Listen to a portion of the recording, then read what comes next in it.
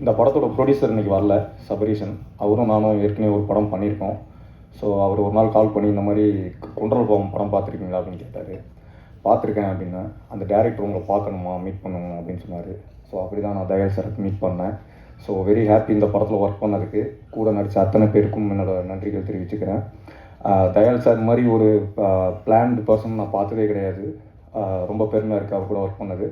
So உங்களை மாதிரி நானும் படம் பார்க்குறதுக்கு அவளை காத்துட்ருக்கேன். தேங்க்யூ. அவரை பற்றி நிறைய பெருமையாக பேச வேண்டியது கண்டிப்பாக பேசி தான் ஆகணும்.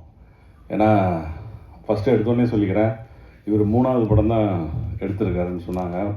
அதுக்கு முன்னாடி 19 படம் கன்னடத்தில் நடிச்சிருக்காரு, பண்ணியிருக்காரு, இயக்கியிருக்காரு. அவர் தமிழில் இன்னும் ஒரு 50 படம் 100 படம் எடுக்கணும். அவ்வளோ ஒர்க்கு தெரிஞ்ச இந்த மாதிரி ஆள்கிட்ட ஒர்க் பண்ணுறதுக்கு ரொம்ப சந்தோஷமாக இருக்கும். காலையில் இத்தனை மணிக்கு ஸ்டார்ட் ஆகும், இத்தனை மணிக்கு முடிஞ்சிடும் சார், நீங்கள் போயிடலான்னு இன்றைக்கி ஃபுல் டேட்டு வாங்கிட்டு ஒரு மத்தியானம் 3 மணிக்கு நீங்கள் போகலாம் சார்னு சொல்லிவிடுவார். அதே மாதிரி டப்பிங் ஆகட்டும், அவர் டைலாக்கு எழுதி கையில் கொடுத்து அது அந்த கண்ணை சொல்லி கொடுத்ததாகட்டும், எல்லாமே பன்னீர் சார் சொன்ன மாதிரி அப்படியே ஞாபகத்திலே இருக்குது. இவர் நிறைய வேலை செய்யணும், நிறைய ஒர்க் பண்ணணும், நிறைய படம் எடுக்கணும். அந்தளவுக்கு வேலை தெரிஞ்சுட்டு வீட்டில் சும்மா இருக்கக்கூடாது. இறைவன் கண்டிப்பாக அவருக்கு வேணும். நிறைய படம் ஹிட் ஆகணும். இந்த படம் வெற்றிக்கும் நம்ம டைரக்டருக்கும் மிகப்பெரிய, இந்த தயாரிப்பாளருக்கு மிகப்பெரிய லாபத்தை சம்பாதித்து கொடுக்குற ஒரு நல்ல படமாக வரும். இறைவன் அருளால் இது மிகப்பெரிய வெற்றி அடையணும். என்னுடைய வாழ்த்துக்களை தெரிவிச்சுக்கிறேன். நன்றி, வணக்கம். ஒரு நேரம் ஃபோனை அடித்து அடுத்த செகண்ட் எடுத்துட்டேன். சார் சொல்லுங்கள் அப்படின்னா, சார் நம்ம ஒரு படம் ஒன்று பிளான் பண்ணுறோம், எப்போ சார் ஷூட்டிங் பண்ணால் 1 வாரத்தில் ஷூட்டிங் போகிறேன்னு சொல்லுவார். எத்தனை நாள் சார்னா, அப்போ அதுக்கு தான் ஹையஸ்ட் நம்பர் ஆஃப் டேஸ் சொன்னார். 22 நாள் சொன்னார். ஆனால் அதையும் 18 நாளில் முடிச்சிட்டாரு. ஸோ அதுக்கப்புறம் இந்த லக்ஷ்மிகாந்தன் கொலை வழக்கோட ஸ்கிரிப்டை எனக்கு கொடுத்தாரு சார். நீங்கள் சார் எனக்கு படித்து பாருங்கள் அப்படின்னு சொன்னார். லாஸ்ட் இயரில் கொடுத்தாரு. சூப்பராக இருந்துச்சு, ரொம்ப நல்லா இருக்குது சார் அப்படின்னு. என்றைக்குமே அவருடைய கதைகளில் ஒரு பொலிட்டிக்கல் லேயர் ஒன்று இருந்துகிட்டே இருக்கும். அது மக்களுக்கு சொல்ல வேண்டிய ஒரு கருத்து ஒன்று, இண்டஸ்ட்ரியில் இருக்கிறவங்களுக்கு எப்பயுமே அது ஒரு பொறுப்பு இருக்குது. ஸோ அதை உணர்ந்து அதை கரெக்டாக அது ஒரு கமர்ஷியல் இதில் அழகாக அதை ப்ரெசென்ட் பண்ணுவார். நான் எப்பயுமே சொல்லிகிட்டே இருப்பேன், சார் நீங்கள் ஒரு பெரிய படம் பண்ணுங்கள் சார், நீங்கள் ஒரு பெரிய ஆக்டர் வச்சு பெரிய படம் பண்ணுங்கன்னா, அவருக்கு அந்த இது இல்லை. அவருக்கு போயிட்டு ஒரு 15 நாளில் படத்தை போய் ஷூட் பண்ணிட்டு வந்துடணும். ஆனால் அதை பயங்கரமாக பண்ணுவார். லக்ஷ்மிகாந்தன் கொலை வழக்கோட இது ஃபுட்டேஜ் கூட நான் பார்த்தேன். சூப்பராக வந்திருக்கு படம். நல்ல ஒரு அந்த மரண தண்டனை அது அவசியமா இல்லையா அப்படின்ற ஒரு கருத்தை பேசுகிற படமாக இருக்குது. நல்லா இருக்குது. வெற்றி, உங்களுடைய செலெக்ஷன் ஆஃப் ஃபிலிம்ஸ் நல்லா இருக்குது, நல்லா பண்ணுங்க. அப்படியே பிரிகேதா ஆல் தி பெஸ்ட், நல்லா பண்ணியிருக்கீங்க. தர்புகா சிவா ப்ரோ, உங்கள் மியூசிக் என் லைஃப்பில் ஒரு பெரிய இது ப்ளே பண்ணியிருக்கு. உங்களால் தான் எனக்கு கல்யாணமே ஆச்சுது. ஆமாம். ஸோ பொண்ணு பார்க்க போகிற இடத்துல என்றைக்குமே பொண்ணு பாட்டு பாடணும்னு சொல்லி கேட்பாங்க. நான் சும்மா கேட்டேன், பொண்ணுக்கு பாட தெரியுமா அப்படின்னு கேட்டேன். ஏன் பொண்ணு தான் பாடணுமா, மாப்பிள்ளை பாடட்டுமேன்னு சொல்லிட்டாங்க டக்குன்னு. இப்போ கரெக்ட் பண்ணி தான் எனக்கு கல்யாணம் ஆச்சுது. So thank you so much. இந்த மாதிரி படங்கள் வரணும் தமிழ் சினிமாவில். நல்லபடியாக ஹிட் ஆகட்டும். Wishes to all the cast and crew. Thank you so much. ஒரு அறிமுகம். 2M cinemas KV Sabarish, T pictures சார்பில் என்னுடைய தயால் பத்மநாபன் ப்ரொடக்ஷன்ஸ், நாங்கள் 2 பேரும் சேர்ந்து தயாரிச்சிருக்கிற இந்த படத்தோட ஒரு அறிமுகம். இந்த விழாவுக்கு வந்திருக்கிற ஊடக நண்பர்கள் அனைவரையும் நான் சபரீஷ் சார் சார்பையும் என்னுடைய சார்பிலும் வரவேற்கிறேன். என்னுடைய காஸ்ட் அண்ட் க்ரூ, என்னுடைய சீஃப் கெஸ்ட் அவரையும் வரவேற்க ரொம்ப பெருமகிழ்ச்சி அடைகிறேன். என்னுடைய ப்ரொடியூசர் இன்றைக்கி ஊரில் இல்லை, மொரிஷியஸில் இன்னொரு படம் ஷூட்டிங் நடந்துன்னு இருக்குது.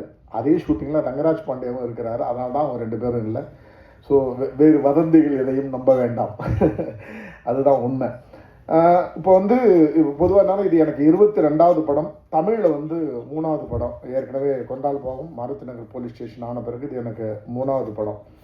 இந்த படத்தோட கதையை பற்றி சொல்லணுன்னா, நான் சில அவசியப்படுதுன்றதால நானும் என்னுடைய நடிகர்களும் என்னுடைய டெக்னீஷியன்ஸும் சில விஷயங்களை உங்கள்கிட்ட இருந்து மறைச்சி வச்சுருக்கோம். அதுக்கான காரணம் இருக்குது. அந்த காரணத்தை நாங்கள் வெற்றி விழாவில் சொல்லுவோம். ஓகேங்களா? ஸோ அது என்ன காரணம், என்ன விஷயத்தை நாங்கள் மறைச்சிருக்கிறோன்றதை நாங்கள் அப்புறம் சொல்லுவோம். அதேமாதிரி லக்ஷ்மிகாந்தன் கொலை வழக்குன்னு நான் டைட்டில் அனௌன்ஸ் பண்ண உடனே ரேகா ப்ரெஸ் நோட் எழுத ஆரம்பித்த உடனே அவங்களே நிறையா இப்போ இது மாதிரி வந்து உண்மை சம்பவத்தை அடிப்படை அப்படி இப்படின்னு சொல்லி நிறைய எழுதின பிறகு ரேகா விட்ட கூப்பிட்டோம். ரேகா, நான் ஏன் தெரியுங்களா உங்களோட ரைட்டிங்கில் நான் கரெக்ட் பண்ணல, உங்களுக்கு ஒரு பர்செப்ஷன் கிடைச்சுன்னா லட்சுமிகாந்தன் கொலை வழக்கினோடனே பாகவதர் அது ஒரு கொலை அப்படின்னு உங்களுக்கு ஒரு வந்துச்சுல, எல்லாருக்கும் அப்படி வரட்டும். ஓகே, எல்லாரும் அப்படியே நினச்சின்னு வரட்டும். பட் அங்கே ஒரு இன்னொரு பேக்கேஜ் இருக்கட்டும், அதுக்கு கான்ட்ராஸ்டாக ஒரு பேக்கேஜ் இருக்கட்டும். அந்த பேக்கேஜை அவங்க என்ஜாய் பண்ணட்டும். அதனால தான் நான் மொதல் ப்ரெஸ் மீட்டில் அது ஆன பிறகு தான் நான் செகண்ட் ப்ரெஸ் நோட்டில் தான் ரேகாட்ட சொன்னேன், இனிமேட்டு யாருக்கிட்டையும் அது சொல்லாதீங்க, அது அந்த காலத்தில் பரபரப்பை ஏற்படுத்திய விஷயம்லாம் சொல்லாதீங்க. இது வந்து ஒரு உண்மை சம்பவத்தை அடிப்படையாக வச்ச ஒரு விஷயம்தான். நீ பேசி முடிச்சிருக்கேன். 7 மணிக்குள்ள அவனுக்கு நடக்க போகிற அந்த ப்ரொசீஜர், அந்த ப்ராசஸ், அவனை தூக்கிலிட போகிறாங்க. அந்த 2 மணி நேரத்தில் 1972 நடக்கிற கதை. 72 அக்டோபர் 17 எம்ஜிஆர் ஏடிஎம்கே அந்த கட்சியை ஆரம்பித்த அன்னைக்கு நடக்கிற ஒரு கதையை ரெஃபரன்ஸாக வச்சுக்கிட்டாரு. அது எதுக்குன்றது இங்கே படம் பார்க்குறப்ப தெரியும். அதுலேருந்தும் ஒரு 3 வருஷத்துக்கு முன்னாடி 69 இருந்து அவனுடைய கதையை வந்து அந்த 2 மணி நேரம் கேப்பில் அவனுடைய கதையை சொல்லிட்டு போகிற ஒரு ட்ராவல் தான், ஒரு நான் லீனியர் படம் தான் இது. இப்போ ஒரு சிறுமி பாலியல் பலாத்காரம் ஆகிருக்கிற ஒரு விஷயத்த ஒரு 5 பேர் நம்ம டிஸ்கஸ் பண்ணுறப்ப 5 பேர் அவன் கையில் கிடைச்ச சாவடிக்கணும்டா, ஒரு குழந்தைய போயிட்டு அப்படின்னு ஒரு பார்வை தான் பொதுவாக வரும். எனக்கு ஒரு 15 வருஷத்துக்கு முன்னாடி இருந்து எப்போவுமே என்ன தோணும் அப்படின்னா, ஒரு ரோட்டில் வந்து ஒருத்தவங்க வந்து ஒரு 5 ரவுடிங்க சேர்த்து ஒருத்தனை கொள்றாங்க அப்படின்றப்ப அந்த 5 பேர் மேலே எனக்கு கோவம் வராமலே இருந்துச்சு. ஒரு 15 வருஷத்துக்கு முன்னால் இருந்து இந்த விஷயங்கள் வந்தது. என்னன்னா, நான் எப்போவுமே கடவுள்கிட்ட என்ன எப்படி யோசிப்பேன் அப்படின்னா, எல்லாருக்கும் நல்ல புத்தியை கொடுக்குறல்ல, ரோட்டில் ஒருத்தரும் கொலை பண்ணக்கூடாதுன்ற மனநிலை கொடுக்குற அதே கடவுள் தான் 5 பேருக்கு அவனுக்கு அப்படி ஒரு குரூரமான மனநிலை எப்படி, அந்த வியாதியை ஏன் கொடுத்த, அந்த மென்டல் ஹெல்த்தை ஏன் அவனுக்கு கொடுத்தேன்னு அவன் மேலே எனக்கு பாவமாக தான் தோணும். எனக்கு அவன் மேலே கோவமே வராது. இது ஒரு 15 வருஷமாக எனக்கு ஒரு மெச்சூரிட்டி வந்த பிறகு எனக்கு வந்த ஒரு தாட் ப்ராசஸ். எந்த குற்றவாளியும் மேலேயும் எனக்கு கோவம் வராது. அதுக்காக நான் அந்த குற்றத்தை சப்போர்ட் பண்ணுறதா அர்த்தம் இல்லை. அவன் பற்றி சரின்ற ஆர்குமெண்ட் கிடையாது. பட் எனக்கு எப்பவுமே எனக்கு ஒரு நல்ல மனநிலை கொடுக்குற ஒரு பொண்ணு நடந்து போகிறப்ப அவளை வந்து அசிங்கமாக பார்க்கக்கூடாதுன்ற நல்ல எண்ணத்தை எனக்கு கொடுக்குறல்ல, ஏன் இன்னொருத்தருக்கு அந்த நல்ல எண்ணத்தை கொடுக்க மாட்டேற, ஏன் அவனுக்கு அந்த பேட் மென்டல் ஹெல்த்தை கொடுக்குற அப்படின்ற பார்வை வந்து எனக்கு எப்போவுமே உண்டு. ஸோ இந்த படத்துலையும் ஒரு குற்றவாளி ஏன் அந்த குற்றவாளி அவனை நம்ம பார்க்குற பார்வை இருக்குல்ல, ஒரு மரண தண்டனைன்றது வந்து என்னால் தண்டனையாக பார்க்க முடியுது. மரண தண்டனைன்றது வந்து என்னால் வந்து ஒரு கொலையாக தான் பார்க்க முடியுது. அது நீங்கள் வந்து நம்ம ஆர்குமெண்ட்டாக பேசுகிறதா இருந்தால் நான் என்னுடைய ஆர்குமெண்ட்ஸ் என்னென்ன இருக்கோ அதை இந்த படத்தில் வச்சுருக்கேன். ஆனால் மரண தண்டனை தவறு, இது வந்து ஒழிக்கப்பட வேண்டும், இப்படி எந்தவித நீதியோ போதனையோ அதை நான் திணிக்கலை. அதர் சைடில் மரண தண்டனை ஏன் வேணுன்றதையும் வச்சுருக்கேன். இப்போ என் கூட இப்போ 2 பேர் பேசுகிறப்போ ஒரு கண்டுமா வேண்டாமா அப்படின்றதுக்கான படம்தானே தவிர எதுவுமே நியாயப்படுத்துகிற படம் கிடையாது. எண்டில் வேணுமா வேணாமான்றதை நீங்கள் சொல்லுங்கள், உரிமைக்கான குரல் தான் அதுக்கான மாற்றத்துக்கான ஒரு வழின்ற மாதிரி ஒரு விஷயத்த சொல்லி படத்தை முடிச்சிருக்கேன். இதில் அழகான ஒரு காதல் கதை இருக்குது. நல்ல வந்துட்டு உங்களோட ப்ரொடியூசரு நீங்கள் ஒருத்தரை பெரிய நடிகர் ஆக்கியிருக்கீங்க, அவங்க 2 பேருக்கு அந்த டேட்டை குறித்து குடிக்க மறந்துட்டீங்களா, இல்லை அப்படிப்பட்டவரை போஸ்டரில் இவ்வளோ பெருசு போட்டிருக்கீங்க, இங்கே வரமாட்டாருன்னு தெரிஞ்சு அந்த 2 லட்சம் ரிட்டர்ன் கொடுத்ததுனால போஸ்டரில் போட்டிருக்கீங்களா? ஒரே ஷூட் வந்து சப்சிடி பேஸ்டு ஷூட்டு.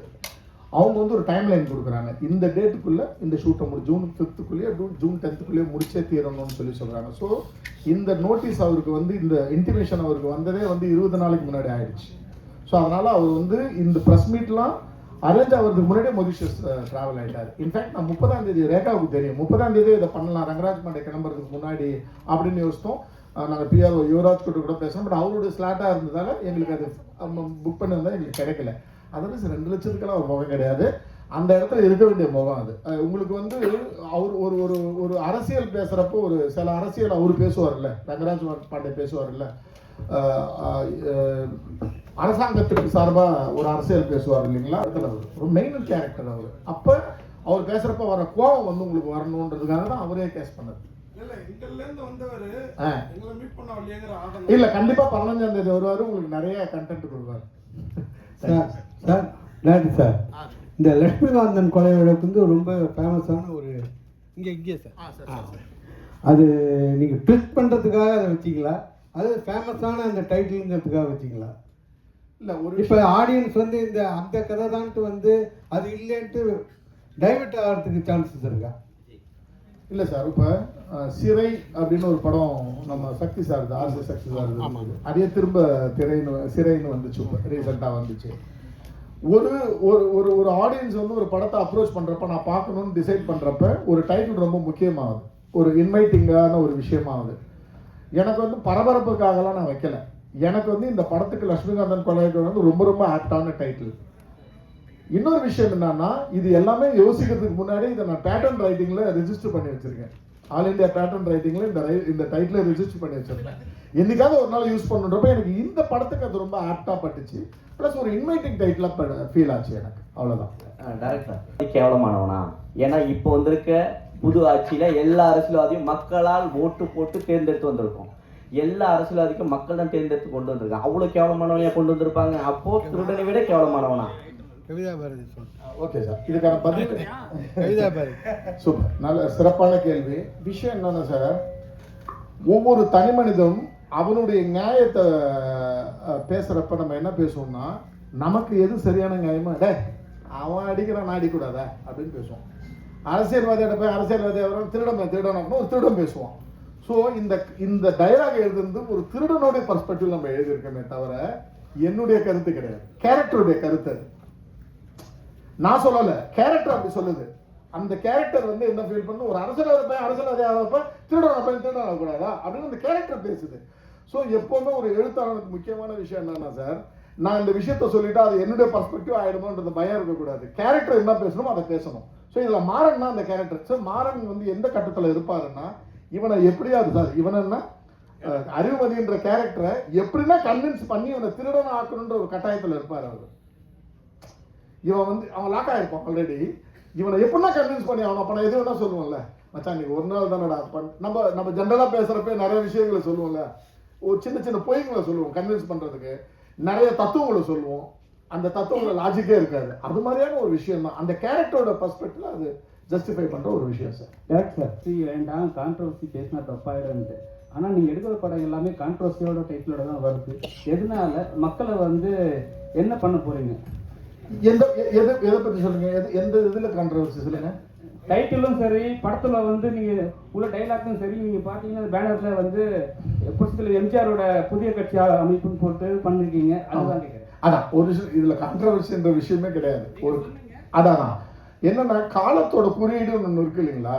என்னைக்கு இது நடந்துச்சு அப்படின்னா அக்டோபர் 17 சார், அது ஏடிஎம்கே ஆரம்பிச்சது சார் 2. ஸோ ஒருத்தவங்க தூக்கில் போடுறாங்க. எனக்கு வந்து அந்த தூக்கில் போடுறப்ப அந்த தூக்கில் போடுறதுக்கு பேரலாக ஒரு ரேடியோ நியூஸ் வேணும். ரேடியோ நியூஸ் சொல்கிறப்ப நான் தமிழ்நாட்டில் வந்து அக்டோபரில் நடந்த 72 அக்டோபரில் நடந்த முக்கியமான நிகழ்வு என்னன்றப்ப எம்ஜிஆர் கட்சி ஆரம்பித்தார். அதுக்கு முன்னாடி கலைஞர் வந்து 15ஆம் தேதியோ 14ஆம் நாளோ எக்ஸ்பெல் பண்ணாங்கன்ற விஷயம் இருக்குது இல்லைங்களா, அது வரும்.